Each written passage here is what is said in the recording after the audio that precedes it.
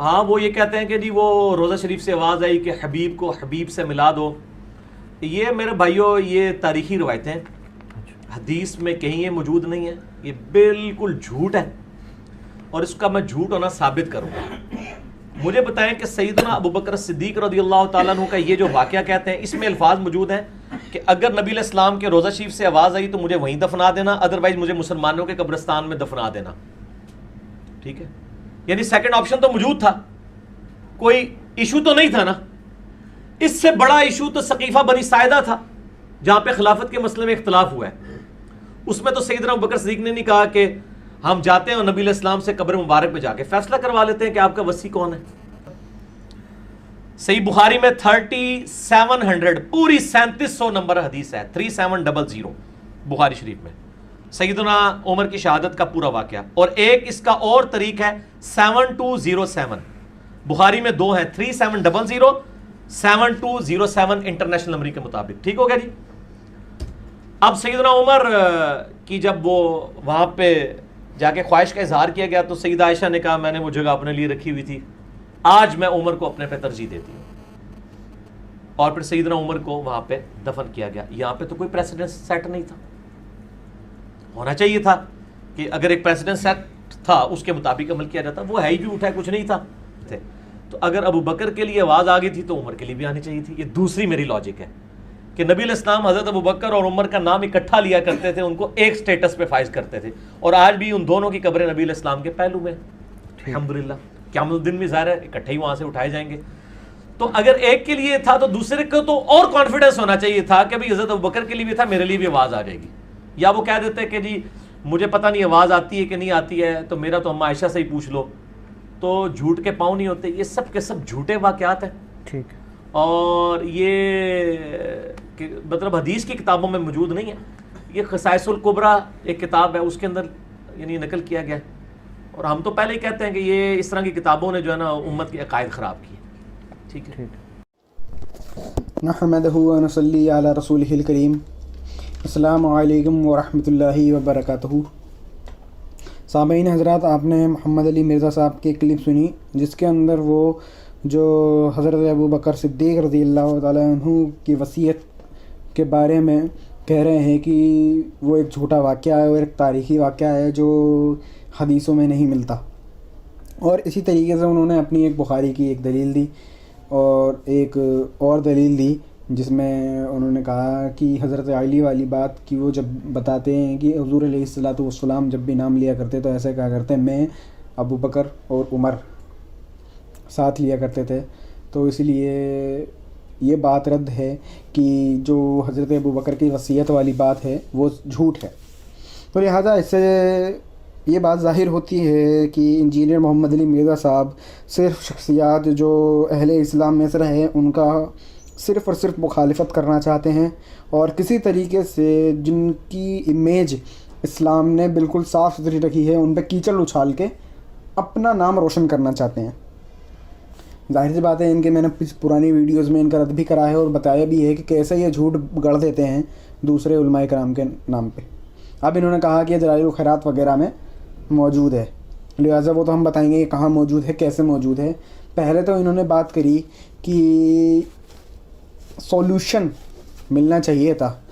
انہوں نے یہ شروعات میں بولا کہ یہ تو ایک بڑی ایک پرابلم تھی, اس کے لیے ہمیں سولوشن نکالنا چاہیے تھا کہ حضرت عمر سولوشن نکالتے اور حضرت ابو بکر سولوشن نکالتے اپنی وصیت کو لے کر. ان کا مقصد یہ تھا کہنے کا. تو ہم تو یہ پوچھنا چاہیں گے کہ حضور علیہ الصلوۃ والسلام کے پہلو میں جب حضرت ابو بکر کو رہنا تھا, ان کے برابر میں تدفین پانی تھی, تو یہ پرابلم ہی کیا تھی؟ اگر کچھ پرابلم ہوتی تو سولوشن ڈھونڈا جاتا. جب یہ پرابلم ہی نہیں ہے تو سولوشن کس بات کا ڈھونڈا جائے؟ بتائیں یہاں پہ آپ کی وہ مسئلہ کیا ہے جس کے لیے سولوشن ڈھونڈا جائے. کہ آپ نے یہ بولا کہ حضور علیہ الصلوۃ والسلام کے وہاں پہ جا کے پھر حضرت عمر کو بھی یہی کرنا چاہیے تھا اپنی تدفین کے لیے. تو لہٰذا میں یہ پوچھنا چاہوں گا کہ یہ پرابلم ہی کیا ہے؟ آپ کو اس سے پرابلم ہی کیا ہے جو اس کا سولوشن ڈھونڈا جائے؟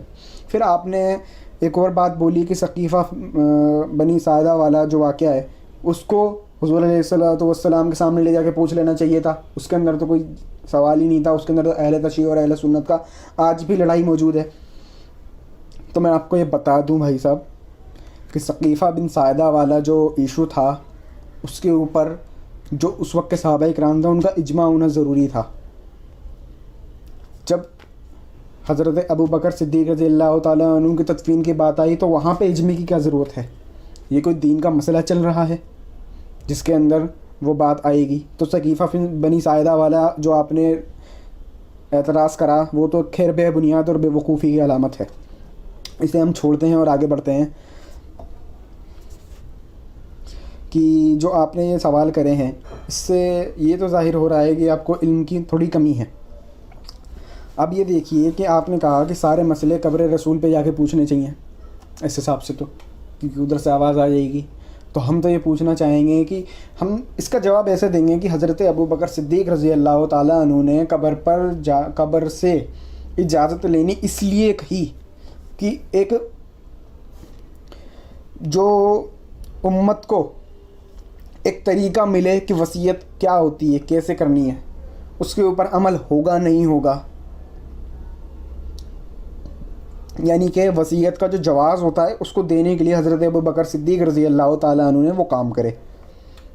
اور آپ بتائیے کہ اگر سارے ہی مسئلے حضور علیہ الصلاۃ والسلام کی قبر انور سے ہو جاتے، وہاں پہ جاتے، تو اس سے تو پھر جو دوسرے احکام دیے گئے ان کے اوپر کبھی عمل ہوتا ہی نہیں. سب اللہ کے رسول علیہ الصلاۃ والسلام کی مزار اقدس کے پاس بیٹھے رہتے اور سوچتے کہ سوال جواب ہوگا. تو لہٰذا یہ بات کہنا کہ ایسا ایک بندے نے کرا تو آپ سب بندے جتنے بھی ہیں سب کے سب وہ کریں، وہ اس کے جذباتی اخلاق تھے، اس کی جذباتی باتیں تھیں، اس کی ایک خواہشات تھیں، ان نے وہ پوری کری. آپ کو اس سے کیا چڑھ ہے کہ آپ یہ الزام لگا رہے ہیں کہ پوری دنیا کو پھر یہی کام کرنا چاہیے، حضرت عمر کو بھی اپنے لیے کرنا چاہیے، حضرت عثمان کو کرنا چاہیے، حضرت علی کو یہ کام کرنا چاہیے. آپ کون ہوتے ہیں حضرت علی کو، حضرت عثمان، حضرت عمر کو ٹوکنے والے؟ لہٰذا یہ بغض خلفائے راشدین ثابت ہو رہا ہے آپ سے، اور کچھ نہیں. اب میں آپ کو اس بات کا جواب دیتا ہوں جو آپ نے کہا کہ حضرت عمر رضی اللہ تعالیٰ عنہ نے جب اللہ کے رسول سے کیوں نہیں پوچھا، بلے جب کہ پوچھا حضرت عائشہ رضی اللہ تعالیٰ عنہ سے. اس کا جواب میں اس لیے ایسے دوں گا کہ حضرت عمر رضی اللہ تعالیٰ عنہ نے حضرت عائشہ سے اس لیے پوچھا کہ جو گھر مبارک ہے وہ حضرت عائشہ کی ملکیت میں ہے رضی اللہ تعالیٰ عنہ، وہ بنا اجازت وہاں پہ دفن کیسے ہو سکتے ہیں؟ اس لیے پہلے اجازت حضرت عمر کو حضرت عائشہ رضی اللہ تعالیٰ عنہ سے لینی تھی. اسی طریقے سے اب حضرت صدیق اکبر نے ایسا کیوں نہیں کرا؟ وہ اس لیے کہ حضرت صدیق اکبر نے اس لیے نہیں پوچھا کہ بیٹی جو ہے یعنی کہ حضرت عائشہ رضی اللہ تعالیٰ عنہ ابا ہونے سے انفلوئنس ہو کر ہاں نہ بول دے، بلکہ اتھارٹی سے ثابت ہو کہ ہاں مجھے یہاں پہ دفن کرنا ہے. اس لیے آپ نے اتھارٹی یعنی کہ حضور علیہ الصلاۃ والسلام سے پوچھا، اور یہ بات امپلائڈ تھی کہ حضرت عائشہ کی اجازت ہو جائے گی اگر حضور علیہ الصلاۃ والسلام کی طرف سے ندا آئے. اب آپ نے یہ بات کہی کہ ایسے واقعات جو تاریخی واقعات ہیں وہ خصائص کبریٰ میں ہیں اور اس نے ہی اسلام میں امت میں عقائد خراب کیے ہیں. اب مجھے پتہ ہے کہ آپ کو امام جلال الدین السیوطی سے کھلا بغض ہے، آپ ایک شیطانی وسوسے لے کے گھومتے ہیں امام جلال الدین السیوطی کے لیے المتوفیٰ 911 ہجری.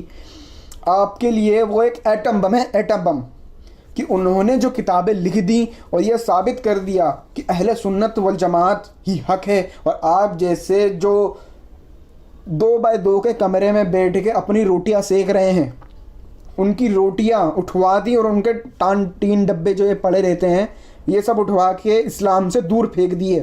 وہابیت کا جنازہ نکال دیا امام جلال الدین السیوطی نے. اس لیے آپ نے خصائص کبریٰ کا نام کہا اور یوں کہا کہ انہوں نے عقائد خراب کر دیے امت کے، جبکہ آپ سے بڑا فتنہ کوئی نہیں ہے اس دور میں. آپ باتوں میں ہی حدیثیں گھڑ دیتے ہیں، بعد میں کہتے ہیں وہ میں نے غلط حوالہ دے دیا تھا. خیر ہم آتے ہیں اب اپنی سیکنڈ لاسٹ دلیل پہ کہ آپ نے کہا کہ یہ تو ادھر ادھر کے واقعات ہیں. اب میں بتاتا ہوں یہ واقعات کہاں کے ہیں. اس کا اوریجنل حوالہ ہے تفسیر کبیر، سورہ کہف کی تفسیر میں امام فخر الدین رازی المتوفیٰ 607 ہجری یعنی کہ آپ کے پیدا ہونے کے 800 سال پہلے تفسیر کبیر میں جلد نمبر 10 صفحہ نمبر 88 پہ یہ بات امام فخر الدین رازی نے لکھی ہے۔ اب آپ بتائیے کہ آپ یہ کہہ رہے ہیں کہ خصائص کبریٰ، ارے بغض کیوں ہے امام جلال الدین سیوطی کا؟ یہاں پہ بھی تو ہے تفسیر کبیر میں۔ آپ بات کر رہے ہیں، آپ نے ایک دلیل نہیں دی اس بات کی کہ جو یہ واقعہ مشہور ہے حضرت صدیق اکبر کے بارے میں جھوٹا ہے، حدیث میں ایسا آیا ہے۔ آپ نے ادھر ادھر کی باتیں اٹھا کے کہہ دیا، بنا کوئی بات کی دلیل اٹھائی اور کہہ دیا اپنی طرف سے تحریف کر کے کہ یہ واقعہ جھوٹا ہے، جبکہ اس واقعے کو حدیث سے بڑی مانے جانے والی تفسیر قرآن کی تفسیر میں سورہ کہف کی تفسیر میں امام فخر الدین رازی نے اس روایت کو لے کے آئے ہیں۔ اب اس کے اندر بھی ٹھنڈک نہ پڑے آپ کو تو تاریخ دمشق میں ابن عساکر نے روایت کرا ہے 499 ہجری المتوفیٰ یعنی کہ 500 ہجری۔ یہ آج سے آپ سوچ لیں کہ 1100 سال پہلے کے امام ہیں۔ اب آپ بتائیے آج کے یہ ملا پیدا ہونے والے جو ہیں انہوں نے کہا کہ ایسا نہیں ہے، جبکہ پرانے 800 سال 900 سال پہلے کے امام یہ لکھ رہے ہیں کہ بھائی یہ جائز ہے، ایسا ہوا ہے۔ تو ہم ان 2 ٹکے کے مولویوں کی بات کیوں مانیں جو کہ صرف اور صرف جھوٹ گڑتے ہیں؟ اب میں اپنی لاز دلیل دیتا ہوں۔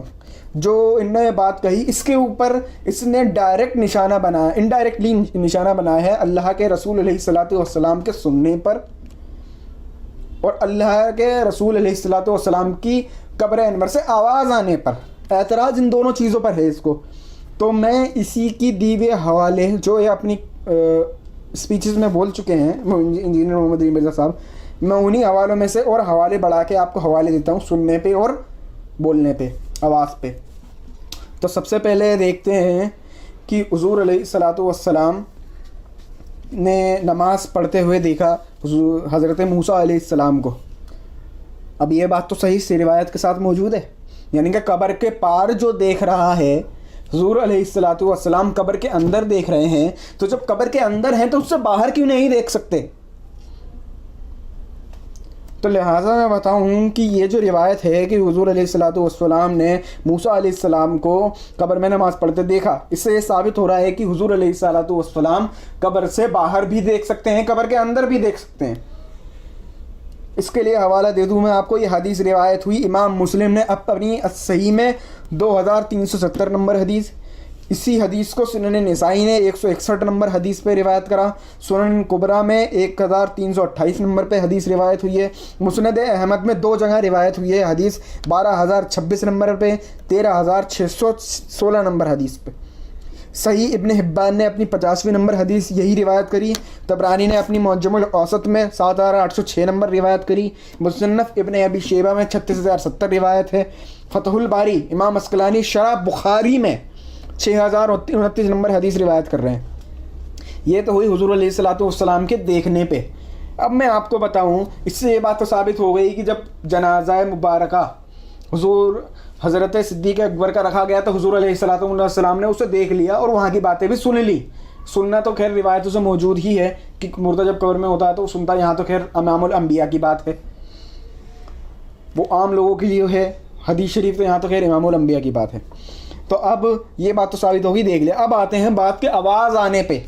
اسے کلسن ہے علماء اکرام سے کہ انہوں نے یہ باتیں رپورٹ کیوں کری، کیوں؟ اس کی روٹیاں اسی باتوں پہ سیکھتی ہیں جو صرف شیطان کی گڑی ہوئی ہیں، اور یہ شیطان کے چیلے محمد علی مرزا کی گڑی ہوئی ہیں۔